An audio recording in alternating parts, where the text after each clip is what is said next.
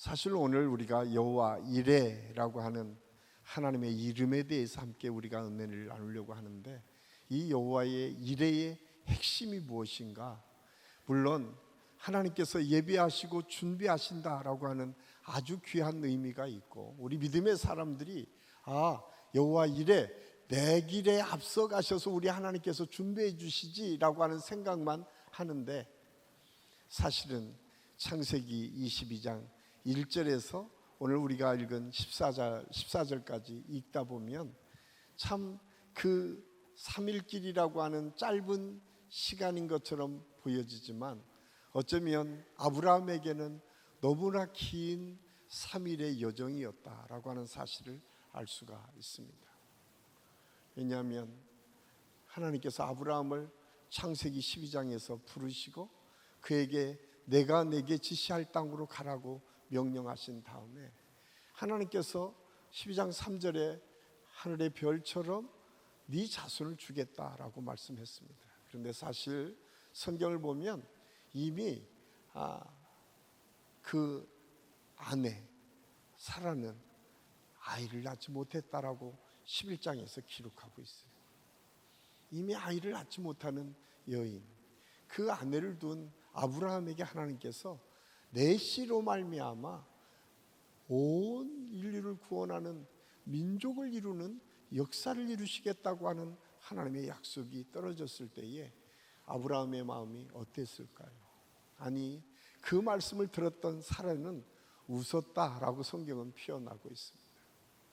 이 정도로 도저히 이루어질 것 같지 않았던 그 사건이 사실 하나님의 은혜를 통해서 사라의 태의 문이 열려지고 그 아들 이삭을 낳게 됩니다.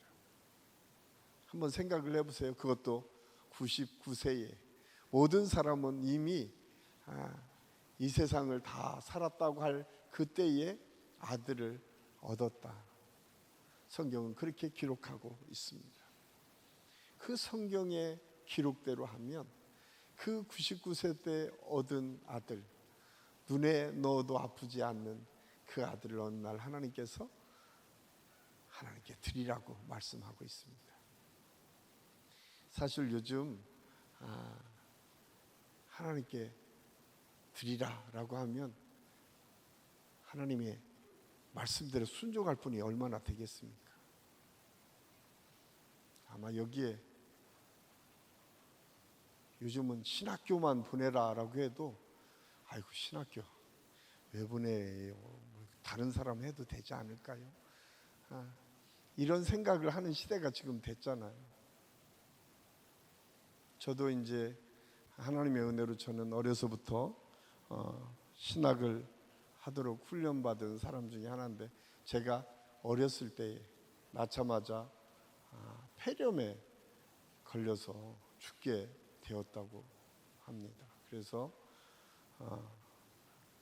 우리 어머니가 그때만 해도 믿음이 별로 없었던 것 같아요. 저희 어머니의 외갓집은 캐톨릭 집안입니다. 우리가 잘 아는 월남 이상재 선생님이 우리 외할머니의 당숙입니다. 그러니까 아주 가깝죠. 그런데 캐톨릭 집안에서 개신교 집안으로 결혼을 해서 왔어요. 그러다 보니까 그 개신교 집안에서 훈련받는 것이 쉽지 않았습니다. 지금이야 신앙생활을 하는 것이 자유로웠지만 그때 당시에는 신앙생활하는 것이 그렇게 편했던 시대가 아니었기 때문에. 그런데 제가 쌍둥이인데 제가 낳아서 열이 40도가 오르락내리락 하니까 더 이상 살 가망이 없다고 하는 그때쯤, 저희 어머니의 말씀에 의하면 이제 더 이상 기대하기가 어렵잖아요. 시골에 의사도 없는 그 시골에 열 40도 되면 60년대 초반에는요 거의 그냥 살면 살고 죽으면 죽고 어쩔 수 없는 거죠. 그렇게 방치하던 그때에 저희 어머니 마음속에 그런 마음이 있었다는 거예요. 하나님께 기도받으면 나을 것 같더라는 거예요. 그런데 우리 할머니가 권사님이에요. 근데 권사님이 한량 권사님이셨던 것 같아요. 우리 어머니는 초신자인데 시어머니가 그 손자가 지금 열이 40도 되어서 주르락살락 하는데 예배드리자는 말을 한 번도 안 했다는 거예요. 여기 우리 권사님들 혹시 인터넷으로 보고 있는 권사님들 꼭 기억하십시오. 병원 가자고 하는 것보다 먼저 하나님께 기도하자고 하는 게 권사님들이 가져야 될 태도인데 우리 할머니는 그러지 않으셨던 것 같아요. 그러니까 우리 어머니가 너무 화가 나니까 자기 시어머니한테 소리를 지면서 애가 죽게 생겼는데 예배 한 번도 안 드리고 죽게 놔둘 거냐고. 그러니까 또 저희 한량 할머니는 또 착해가지고 바로 그날, 지금은 그런 분들이 없지만 예전에는 시골 교회에는 전도부인들이 있었습니다. 전도부인들이 있어서 예배를 그분들이 가서 예배를 집례해 줬어요. 그래서 그 전도부인이 오셔서 예배를 드렸어요. 그런데 그 예배를 드리던 날 제가 하루를 넘기지 못할 것 같다는 생각에 저희 어머니가 저희 집에서 그동안 일하셨던 분들이 몇 분 계셨는데 그분들을 가지 말라고 했대요. 왜냐하면 오늘 저녁에 못 넘기게 생겼으니까 죽으면, 예전에 죽으면 어떻게 했는지 아세요? 가만히 돌돌 말아서 그냥 야산에 묻습니다. 그게 애장, 아기들 장례식은 그렇게 했어요. 지금이야 뭐 거창하게 하지만 저희 때는요 거의 그냥 애가 죽으면 밤에 가만히에 그냥 돌돌 말아서 묻었습니다. 그렇게 하려고 대기시켰는데 놀랍게도 예배 드리고 기도 받고 딱 일어서는데 저희 어머니의 느낌이 열이 내리는 것 같은 느낌을 받으신 거예요. 그때 어머니가 저한테 뭐라고 했냐면 이 자식 살리기만 하면 그냥 바치겠습니다 라고 소원했다는 거예요. 하나님께. 나한테는 물어보지도 않고. 그래서 제가 낫게 됐어요. 제가 언제 그 폐렴 자국을 확인했냐면 저희 7살 때 조그만 데에서 뛰어내려서 왼쪽 팔이 부러졌어요. 근데 부러졌는데 얼마나 심하게 부러졌는지 완전히 으스러져서 지금도 이렇게 팔이 이렇게 이상한 팔이 됐습니다. 그날이 어떤 날이었냐, 우리 어머니 말에 의하면 저희 집이 지금 방앗간을 하는데 굉장히 바쁘죠. 일을 해야 되는데 주일날도 방아를 찢는 사람들 때문에 그 지역에 있는 모든 이거 충청도 사투리인데요. 그냥 써도 되겠죠. 구루마꾼. 구루마꾼 여러분 뭔지 아세요? 잘 모르시죠? 시골에 예전에는 소 달구지를 모는 사람들이 있었어요. 그래서 소 달구지를 모는 사람들이 지역마다 벼 나락을 싣고 방앗간에 와서 그 방앗간에 놔야 거기에서 정미소에서 방아를 찌게 되죠. 그러니까 그분들을 다 오시면 점심을 하고 저녁을 다 해줬어야 돼요. 그렇게 바쁜데 저희 할머니는 주일날 일찍 깨끗이 차려입고 그렇게 바빠도 그냥 교회를 제일 일찍 가신다는 거예요. 그러니까 어머니가 너무너무 화가 나는 거예요. 일은 밀려 있는데. 그래서 그날 주일을 빼먹었대요. 그리고 그 오후에 제가 그 사단이 난 거예요. 저희 집에 가면 이렇게 뭘 찢는 게 있어요. 이보다 한 이 정도 낮은데 거기서 떨어졌는데도 뛰어내리다가 넘어졌는데 일단 어스러졌다는 거예요. 우리 어머니의 고백은 내가 주일날 한번 하나님의 마음을 상하게 했더니 우리 자식한테 바로 하나님께서 다치는 거를, 그리고 제가 다쳤을 때 엑스레이를 찍었는데 그 엑스레이 상에 제 폐가 나왔는데 그 폐가 여전히 폐렴으로 얽혀 있었던 것이 나타나서 그 의사 선생님이 지금도 어렴풋하게 하는 게 언제 아팠냐고 물어볼 정도로 폐가 얼그러져 있었습니다. 제가 왜 이 말씀을 드리냐면 오늘 눈에 넣어도 아프지 않을 것 같은 그 자식 이삭을 하나님께서 바치라는 거예요. 그것도 그냥 신학교 보내라는 얘기 아니에요. 어떻게 바치라고 하냐면 불태워서 불을 살라서 바치라는 거예요. 말도 안 되는 얘기잖아요. 그런데 놀랍게도 창세기 12장 1절 이렇게 기록하고 있어요. 그 일 후에 하나님이 아브라함을 시험하려고 그를 부르시되 아브라함아 하시니 그가 이르되 내가 여기 있나이다. 여호와께서 이르시되 내 아들 내 사랑하는 독자 이삭을 데리고 모리아 땅으로 가서 내가 내게 일러준 한 산 거기서 그를 번제로 드리라. 하나님의 명령이 갑자기 떨어진 거예요.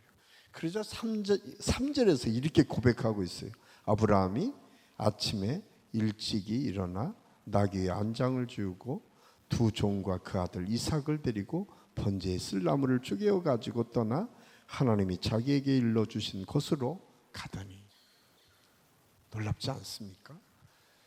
말씀이 떨어졌는데요, 한마디 말씀도 없어요. 변명 왜 그러냐고 따지지도 않아요. 그냥 이삭을 데리고 아침에 일찍, 성경은 그렇게 표현하고 있어요. 일찍 일어났다. 만변하기 전에 아마 아브라함이 그랬던 것 같아요. 그리고 모리아 산을 지금 이삭과 두 종과 함께 가고 있습니다. 이 3일간의 시간, 물론 이 창세기 22장을 많은 분들이 예수님께서 3일간 무덤에서 부활하신 사건을 예표하기도 하고 우리 주님께서 마지막까지 우리를 위해서 사랑하신 모습을 예표하기도 하지만 실질적으로 그 상황을 당했던 아브라함의 마음은 어땠을까? 눈에 넣어도 아프지 않는 그 아들을 하나님께서 지금 불살라서 바치라고 했을 때에 아브라함의 심정은 어땠을까? 제가 오늘 말씀을 준비하면서 여러 말씀을 준비했는데 제가 준비한 말씀대로 오늘 되는 게 아니라 제가 이렇게 찬양하면서 제가 은혜를 따로 받았어요. 그래서 하나님께서 저한테 엉뚱한 말씀을 막 주시는 거예요. 그 말씀이 어떤 말씀이냐면 너 지금 아브라함 같은 상황 아니니? 라고 저한테 물으시는 거예요.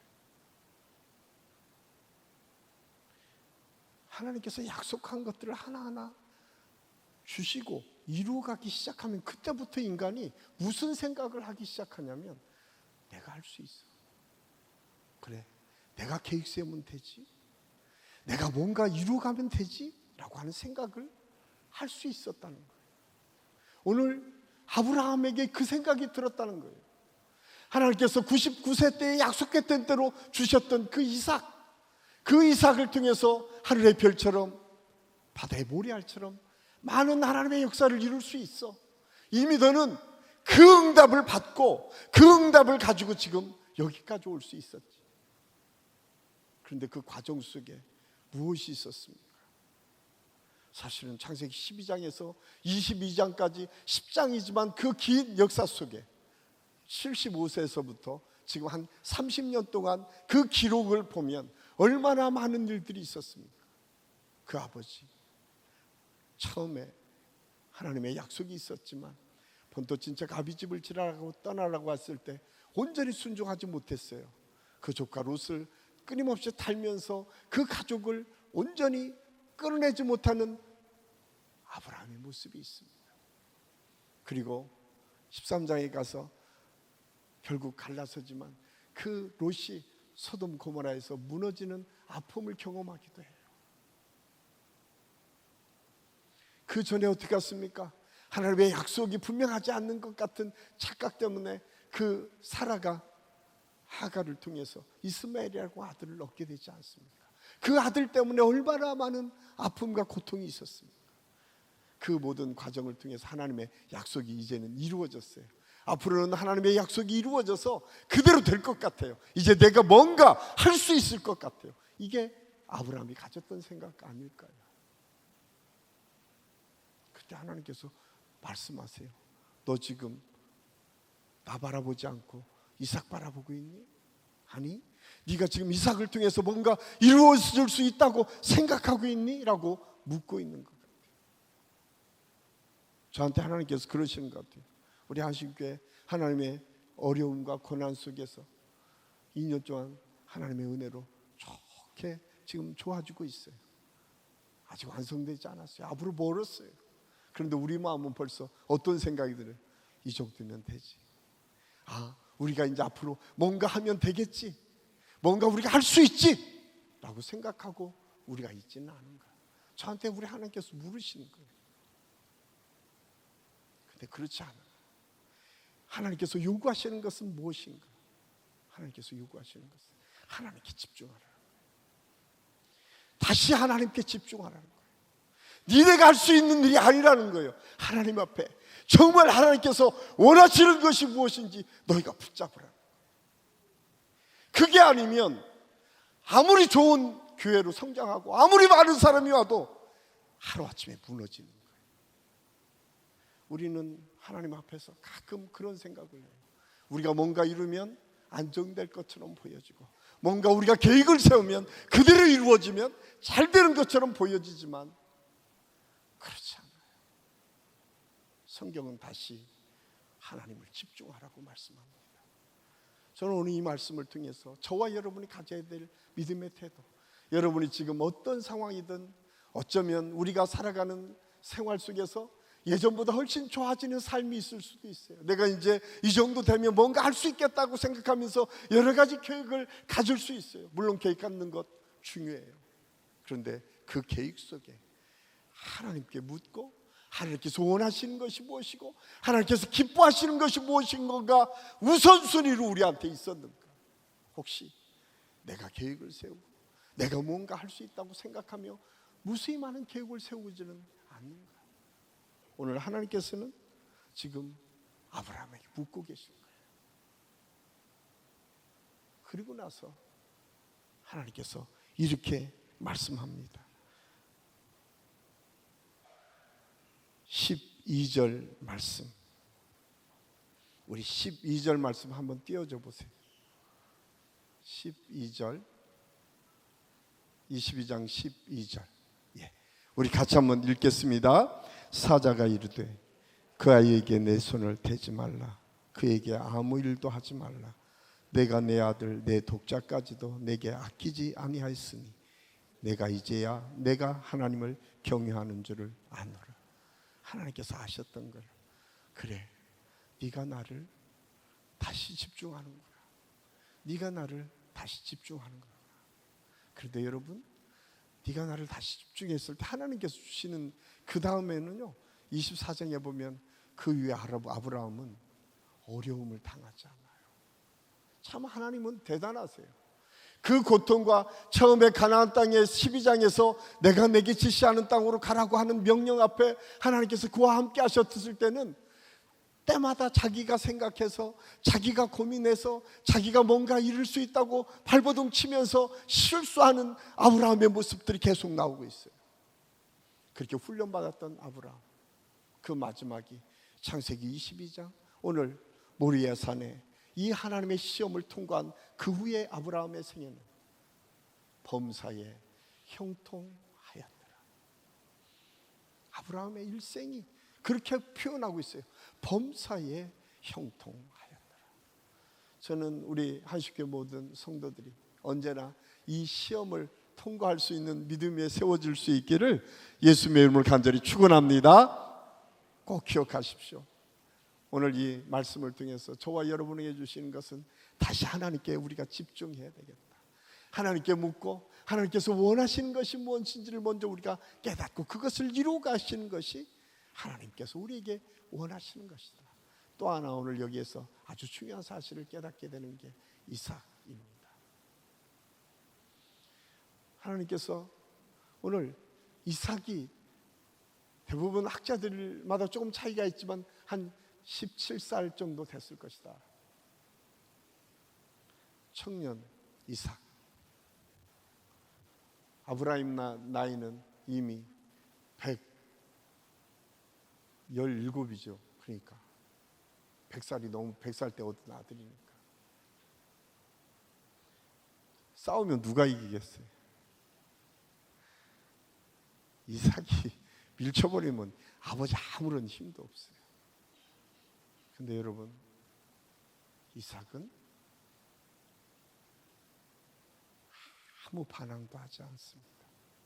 이삭은 순순하게 그 아버지에게 포박당하고, 그 아버지가 제단을 쌓고 그 아버지가 칼을 내리치려고 하는 그 순간에도 묵묵히 그것을 견뎌냅니다. 성경은 여러 가지를 표현을 하지만 이 표현을 아브라함이 히브리서 기자를 통해서 이렇게 고백하고 있어요. 우리 히브리서 11장 17절에서 19절 말씀 한번 띄워보세요. 우리 같이 한번 읽겠습니다. 시작.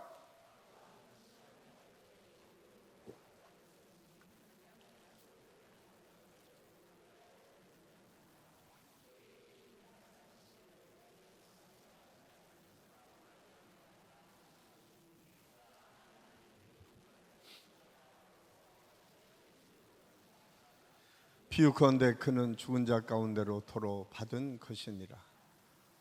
아멘. 아브라함이 이런 믿음이 있었다고 히브리서 기자는 고백하고 있어요. 죽었다가 다시 살릴 것을 아브라함은 믿었다. 그런데 이 믿음이 누구에게 나타났어요? 이삭에게 나타났어요. 이삭에게.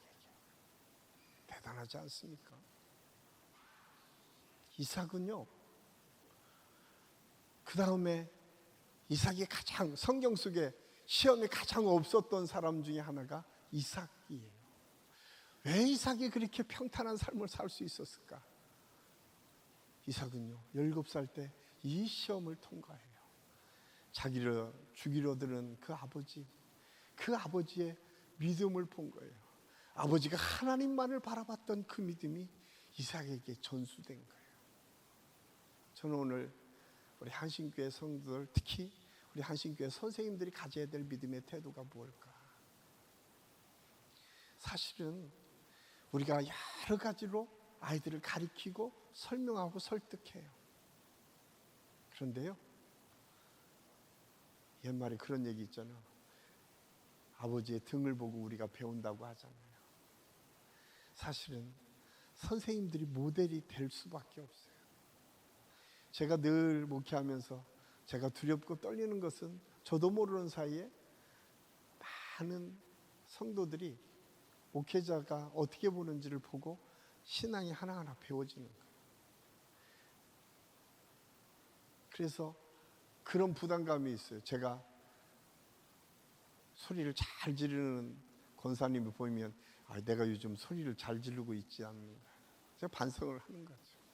저도 모르는 사이에 혹시 분명해요. 정말 DNA는 굉장히 오묘한 것 같아요. 여러분, 특히 자식들이 커가면서 자기 아버지하고 자기 어머니를 닮아가는 DNA를 보면 우리가 상상을 초월해요. 처음에는 아빠 닮았다가 그 다음에 중간 정도 엄마 닮았다가 또 아빠 닮고 이렇게 변화가는 걸 누가 이렇게 만들어서 그렇게 변하지 않잖아요. 그런데 그렇게 바뀌거든요. 그게 DNA거든요. 근데 그 DNA를 심어주는 것이 하나님의 말씀을 심어주는 거예요.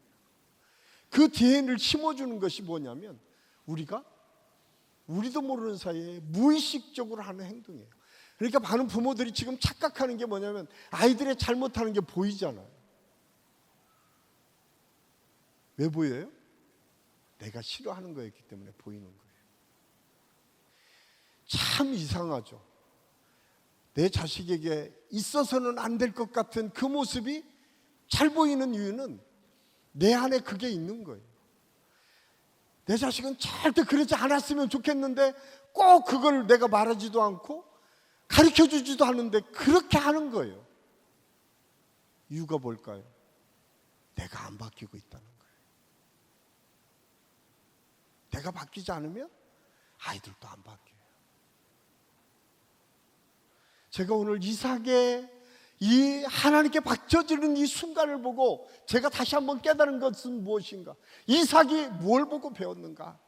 자기 아버지가 자기를 죽이려고 하는 그 현장을 바라보며 이삭은 알았어요.